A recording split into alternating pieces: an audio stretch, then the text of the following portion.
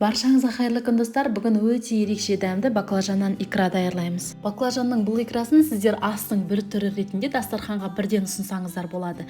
Немесе оны банкаға жауып, қыс мезгіліне дейін сақтасаңыздар да болады. Әсіресе қазір көкөністер маусымында даярлап алсаңыз, қыс мезгілінде сіздерге керемет азық болмақ. Менің каналымнан ерекше рецепттерді жіберіп алмас үшін міндетті түрде каналға тіркеліп, қоңырауды басып қойыңыз. Баклажан икрасы үшін бізге 4 кг баклажан, 1,5 кг тәтті қызыл бұрыш, 1,5 кг пияз, 2 кг қызанақ, 20 г сарымсақ, 3 ас қасық тұз, 4 ас қасық қант, 600 мл күнбағыс майы және 100 г кинза қажет. Алдымен баклажанды кесіп даярлап аламыз. Ол үшін баклажанның екі жағындағы артық жерін кесіп тастаймыз. Одан соң оны 4 бұрышты бөліктерге бөлеміз. Баклажанды өте қатты ұсақтамаймыз. Шамамен видеода көрсетілгендей етіп 4 бұрышты бөліктерге бөліп аламыз. Баклажан қышқыл болған жағдайда оны көп мөлшердегі суға салып, оған 1 ас қасық тұз қосып, оны суда 1-1,5 сағат көлемінде қалдырамыз. Келесі кезекте біз қызанақтың қабығын ашып алуымыз керек. Қызанақтың қабығы оңай әрі тез ашылуы үшін оның басын видеода көрсетілгендей етіп айқастыра кесеміз. Қызанақтың барлығын кесіп даярлап алғаннан соң оған ыстық су құйып, суда қызанақтарды қалдырамыз. Келесі кезекте пиязды да 4 бұрышты етіп кесіп, алдын ала даярлап аламыз. Ең бастысы өте қатты ұсақтамаймыз. Қызыл тәтті болгар бұрышында жуып тазалап аламыз. Оны да 4 бұрышты бөліктерге бөлеміз. Қатты ұсақ етпейміз.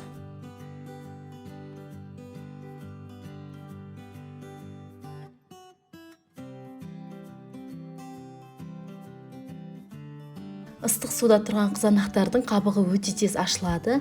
Оның барлығын ашып тазалап аламыз. Тазаланған қызанақты 4 бұрышты бөліктерге бөліп даярлап аламыз.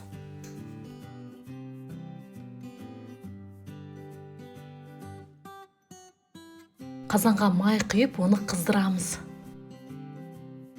Май әбден қызған уақытта оған пияздың барлығын салып, жақсылап қуырамыз. Пиязды жоғарғы отта арасында араластырып отырып қуырамыз. Пияздың түсі сап-сары болуы тиіс, сондықтан ол шамамен 15-20 минут көлемін алады. Осы жасап жатқан икрамыздың ерекшелігі әр көкөністі сала отырып, оны жақсылап бір шама уақыт аралығында қуырамыз. Ол салаттың жақсы сақталуына да әсер етеді. Пияз қызара бастаған уақытта оған даярлап алған қызанақтарымыздың барлығын салып, жақсылап араластырып, оны да шамамен 15 минут көлемінде қуырамыз. Қызанақтың көп көлемдегі суы бөлінеді, сондықтан біз қазан қақпағын жаппаймыз. Арасында араластыра отырып, орташа отта 15 минут көлемінде қуырамыз. Қызанақтың түсі сарғайып, суының біразы буланады. Келесі кезекте даярлап алған тәтті қызыл бұрышты және 1 острый перецті турап, оны осы салатымызға салып, барлығын жақсылап араластырамыз. Острый перецті тұқымнан ажыратудың қажеті жоқ. Бұрыштың барлығын салып алғаннан соң 20 минут көлемінде қуырамыз. Салаттың асты күйіп кетпесі үшін міндетті түрде арасында араластырып отыруды ұмытпаңыздар.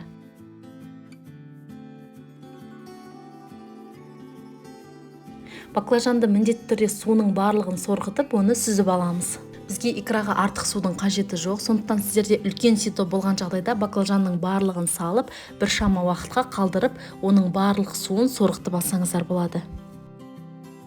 Бұрыш 20 минут көлемінде қуырылып болғаннан соң оған баклажанның барлығын саламыз. Баклажанға 3 ас қасық тұз саламыз және 4 ас қасық қант саламыз. Барлығын жақсылап араластырамыз. Жақсылап араластырып алғаннан соң қазанның қақпағын жауып, оны қайнатамыз. Салат қайнаған уақытта оны тағы да араластырып, содан соң қазан қақпағын жауып 50 минут көлемінде бұқтырамыз. Осы уақыт аралығында салат күйіп кетпес үшін міндетті түрде қазан қақпағын ашып, арасында араластырып отыруды ұмытпаймыз. Осы 50 минут аралығында кинзаны жуып тазалап, оны кесіп даярлап аламыз. Осы салатқа негізден кинза өте ерекше дәм береді, сондықтан оны міндетті түрде қосуға тырысыңыздар.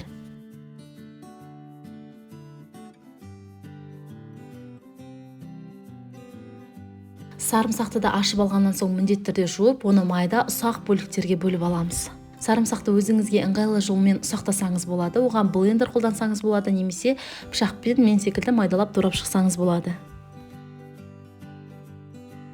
50 минут өткеннен соң қазан қақпағын ашып, экраны тағы да бір рет жақсылап араластырып аламыз.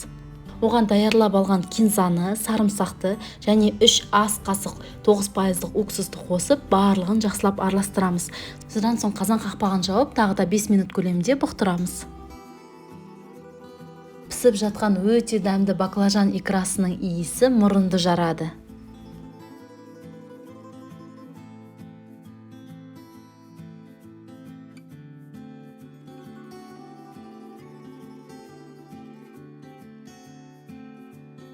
Осымен біздің икрамыз дайын, оны енді банкаларға салып жабамыз. Банкаларға міндетті түрде алдын ала стерилизация жүргіземіз. Мен стерилизацияны әдетте духовкада жүргіземін, ал банка қақпағын суға салып, оны 5 минут көлемінде қайнатамын. Банкаға икраны міндетті түрде толтырып саламыз. Сол кезде оның ішінде ауа аз мөлшерде қалып, оның жақсы сақталуына әсер етеді. Әрі мен айтып өткендей, әр көкөністі жақсылап белгілі бір уақыт аралығында қуырамыз. Ол да осы икрамыздың қыс мезгіліне дейін жақсы сақталуына әсер етеді. Салатты міндетті түрде ыстық күйінде ыстық банкаларға құямыз. Аузын жақсылап бекітеміз. Содан соң оны төңкеріп, одеяломен орап, толық суығанға дейін қалдырамыз. Сонда стерилизация өте жақсы жүріп, ол қыс мезгіліне дейін жақсы сақталады. Сонымен қатар сіздер менің каналымнан қыс мезгіліне дайындық айдарынан әртүрлі салаттардың, вареньелердің жасалу жолын көре аласыздар. Оған қоса мен өз каналымда әртүрлі торттар мен десерттердің мастер-классымен бөлісемін. Сондықтан міндетті түрде менің каналыма тіркеліп, жаңа рецепті жіберіп алмас үшін міндетті түрде қоңырауды басып қойыңыз. Менімен бірге болып, менің каналымның дамуына үлесіңізді қосып жатқаныңыз үшін сізге алғыс айтқым келеді.